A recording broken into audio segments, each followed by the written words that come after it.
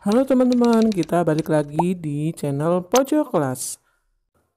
Pada video kali ini kita akan membahas tentang dampak perubahan lingkungan yang disebabkan oleh manusia terhadap ekosistem.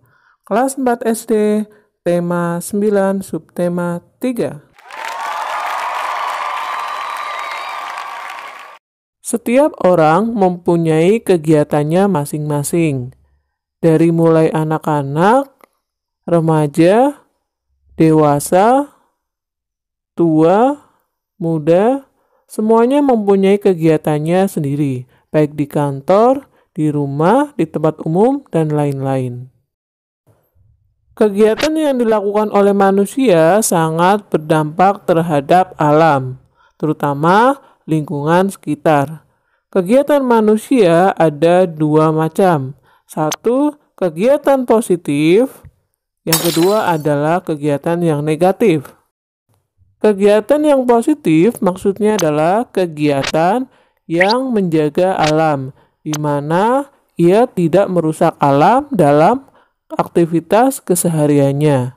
Berbeda dengan kegiatan negatif. Kegiatan negatif adalah kegiatan yang merusak alam. Kita tahu kegiatan tersebut tidak baik untuk alam, tetapi tetap dilakukan.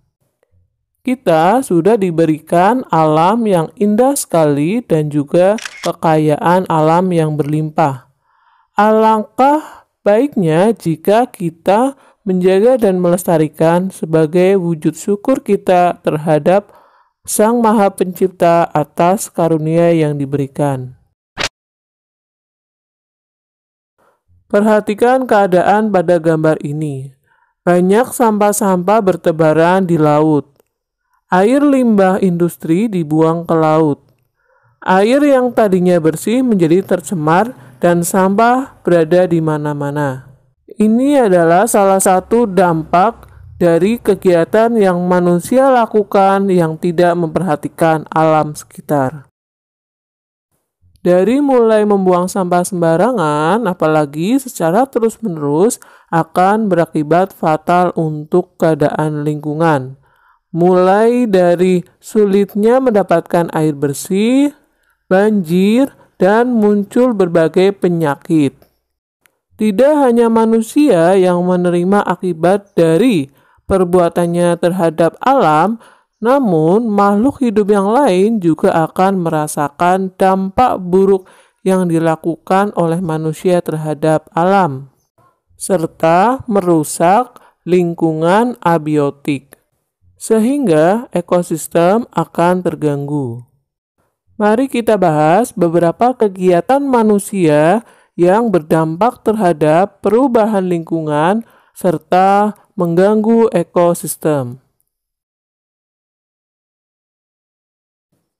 Yang pertama adalah penebangan pohon secara ilegal dan pembakaran hutan. Beberapa manusia membakar hutan dan juga melakukan penebangan secara liar hanya untuk membuka lahan pertanian dan juga perlengkapan rumah tangga dari kayu.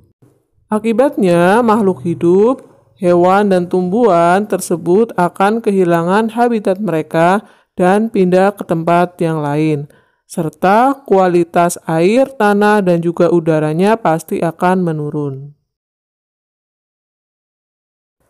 Yang kedua adalah penggunaan bahan kimia dan pestisida secara berlebihan.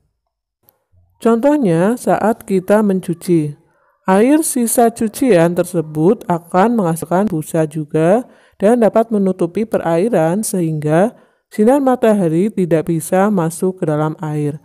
Akibatnya, fotosintesis tumbuhan air akan terganggu. Selain itu, penggunaan pestisida akan mematikan hewan yang lebih menguntungkan. Yang ketiga adalah eksploitasi sumber daya laut secara liar dan berlebihan. Contohnya penggunaan pukat harimau dan juga pengeboman, serta pengeboran minyak dalam laut. Hal tersebut membuat keseimbangan ekosistem air laut itu terganggu, serta jika sampai terjadi kebocoran pada pipa minyak, maka air akan tercemar.